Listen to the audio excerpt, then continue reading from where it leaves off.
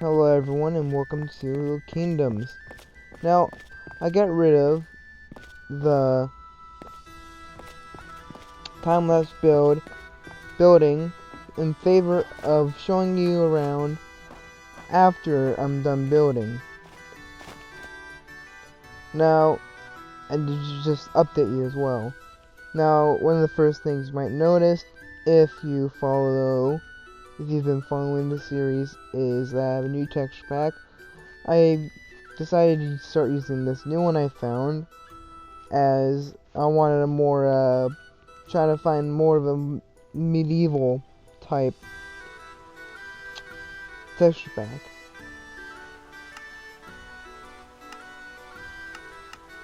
And for the time being, I think this is the closest I can find that is the most updated for Pocket Edition or Bedrock. And another thing you might notice, and this ties in well with the fact I had got a new texture pack, is the path is textured, multiple blocks here. And that is because this is what the path block looks like. Not very pretty or good looking when you have the same path looking like that all the way through here. To me, when it was like that, it looks like there was a bunch of petals on the floor or something. Didn't look very good. But the path is a 3x3, which is what I use for the path thing right now, is a 3x3 square. So you see here, 3x3 up, 3x3 square there, then up, over, and you get another 3x3 square. That's one of the things I changed. Another thing is the farm here. I got rid of the posts, the lamps on top of the posts here inside the farm, and some of them that are around the farm. I did that for a more realistic looking farm here, and to make it a little more dark around the village at night. Although it does get pretty dark with the texture pack. Not the texture pack, with the shaders. Another thing I got rid of is the lamps that were up here, which were not very noticeable, but I'm not sure if anyone saw them in last episode, but I also had some in here which I got rid of to create a little more darker and natural lighting coming from the outside. Now, the one thing I've been working on for the longest time, since the last episode, is that right there. This right here is an inn. It is by far, I believe, the largest structure I have in the village right now. Now soon I'll be moving on from this village and going outwards. I believe this was not in last episode, so I will first show you around this. This is a secondary farmhouse. Well, that shouldn't be like that. Anyways, but this... What the f... It's a rabbit. Alright. Anyways, this is a secondary farmhouse. Got some storage up here for, I don't know, farm equipment. Hay, I guess. Well, not hay. It's got the windmill for that. But whatever family needs. So the farmer here, like the blacksmith, his neighbor, he has a daughter, or a child. Has her own little room here. And she helps out with the farm. That's really it for the farmhouse. Got a little stove there, and a little natural lighting coming up from above for the daytime. Now, on to the inn. The inn has 3 separate entrances. Have one here, one down there, and I'll show you in a little bit. So when you come into the entrance right here, you are greeted with the hall here. The, I guess, ground level floor. On the ground level floor, there is the dining area. Eating, partying, whatever. You got a stage up here.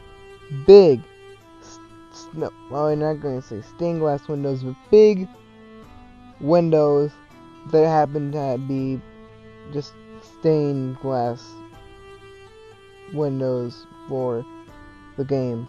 But they look pretty nice and look like kind of what they would have used in this kind of time period I'm going for.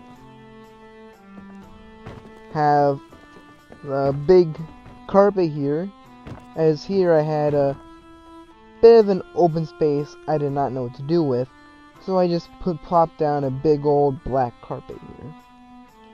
Here is where the innkeeper would sit. You come in here, talk to him for a room, get your drinks, whatever, and you come down here for your room. Down here is where the other entrance is, the last entrance. You come in through there, go up there, and each one of these down here is one room, separated from the other.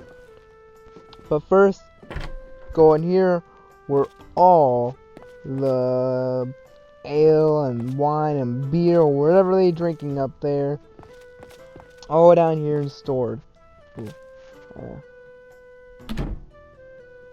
I shouldn't have that there. Get rid of that. Oh fudge, alright. This is why I have the sword in my hand. That's why you keep the sword in your hand when you're doing this on population. Bedrock, whatever. So down here you have big keg, and eventually I might expand out that way, add more room for ale and stuff, maybe a kitchen, because there should be a kitchen somewhere. And going up here, you will see this leads up to where the innkeeper would be, bartender, whatever, and get drinks here and up there, and another one there. Now onto the rooms. I wasn't too sure on how I was going to do the rooms, as the rooms are pretty tight, but I like the way they turned out, and I'm going to look up other ways to do them. But here we have a cabinet like in some of the houses I've had, the bed, a carpet so your cold feet, or so your feet don't touch the cold floor when you wake up. And I decided to put in bookcases in all these rooms, or most of them, so the attendants have something to read while they're here, and a light up there for this room. None of the rooms are really the same per se. Also, some of the doorways, I've added that just to break up the wall here so it doesn't look completely flat. Bookcases, chest up there, little cabinet, and bed. I should have added more of these so the room doesn't feel too cramped. Down here, some of these are pretty small rooms, you can see. Again, I probably should have made this a one-size cabinet, but I think I didn't change that when going back through them because of this chest up here. There really is nothing in these besides that down there. So it's like a little dresser in there as well. And here, same thing, little cabinet, bed, bookcase, and this little nice shelf-ish thing design with a chest in it, and where that is, a slab. And here, we have again, cabinet, bookcases, bed down there, carpet. Now, for the big rooms here, these two are two big rooms, same sized rooms. In here, Here we have the bookcase there, a nice painting, which is one up, oh, it's raining. Nice little shelf there, bookcase, double bed, and big cabinet. Same thing over here, with the double bed. I just feel like this one's a little less cramped. A nice little bookshelf design above the bed, big cabinet, and a little chest, and a big painting right there. Now, there is a reason I have had this big window design, and I'll show you. I'm going to set the time to midnight. Now, I'm not too sure if this, I'm pretty sure this is in regular game without the texture pack with shaders on, but I think this looks pretty nice. Ooh. Yeah, it's like shit, right. Entire room lights up. And thunder strikes outside there. It's like flashes. I really like this. I'm gonna put it back to day. And give it a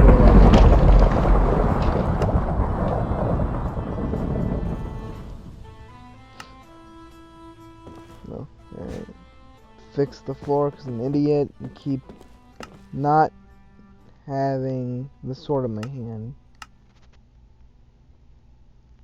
Now, the final thing, or final few things to show here. Go out here. There's the path connected out here as well. You can see that. You can see over here, I am building something. Now this will turn into the trader, as right now we have some farm houses. I guess that would be the third farmer, I guess. So we got 2 farmers here. And that might be a blacksmith. Not blacksmith, miner. Yeah, this will be miner. So we got 3 miner houses right here. A blacksmith, 2 farms, 2 farmer houses, the inn, the windmill, but there's really is nowhere for income, not income, but if someone's coming here and staying at the inn, they don't really have much to do except stop here. So if I'm putting in a trader, so there'll be more reason to stop here for a traveler. Of course, got the blacksmith, you can buy things there. And the blacksmith, you know, where is he going to get his money from? So he's going to sell the things he makes to... Fuck, come on, why did I keep doing that? Anyways, alright. So he might just sell the stuff he makes. Where the fuck are these rabbits coming from? Seriously. Jesus, I have no population to show. I mean, I don't even have carrots. This is the wheat. They're growing wheat here. Where's you coming from? But maybe just he sells his equipment he makes to the trader over here. Or they have a deal going on where the blacksmith makes weapons for the trader, and the trader gives the blacksmith a cut of the profit, or a little bit of a big cut of the profit, because then he did most of the work. Now, of course, you see here that there's the path going out that way, and we'll have the path going out that way. There is a little naturally spawning village right over here. I might do something with this. Probably fix it up, fix the path up a bit, clean it up a bit, everything. That'll probably be just about it. Maybe add a few buildings in here. But I think that'll be all I do there. I mean, it is a little, maybe too close to this one over here. But, when I'm looking around outwards, I found something interesting out this way, which I will go into more detail at another time when I actually start working over there. I had the trees over there, and I really think that's about it for what I've done. I will come back as I got more done. Maybe when I have this built up more, or finished, I mean. And I'm not really sure what I will do to this village later. I might just clean it up a bit, add more trees around, make sure this path kind of goes down that way, or just kind of connects up right there. Something like that, I don't know. Send off that path that way, or whatever. Is that dark oak over here? Yeah, I think is this dark oak? Might be dark oak. Yeah. This is dark oak. Alright, that's nice. That means that's better for the roofs here. Means they got the roofs from somewhere, as these are dark oak roofs here. So I guess that'll be it for this episode. If you like this style better, I don't know, say something like the video, subscribe, whatever. Alright. Yeah, I don't know how to end things.